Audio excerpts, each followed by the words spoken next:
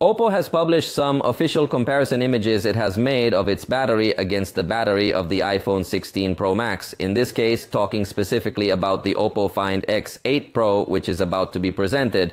In these images, it is seen that in an environment of less than 20 degrees Celsius, the Oppo Find X8 Pro reaches 5.3 hours recording video with Dolby Vision in HDR, while the iPhone 16 Pro Max does not manage to exceed 10 minutes, but I insist in these conditions. On the other hand, in more normal conditions, the iPhone reaches 5 hours, but Oppo Find X8 Pro reaches 7.2 hours. They also claim that the iPhone 16 Pro Max downloading streaming video reaches 27.7 hours, while Oppo Find X8 Pro reaches 29.3 hours. So it seems that Oppo has done a good job on its battery, although these are official figures. We would have to put it to the test personally to know if it does have a battery with more autonomy or not.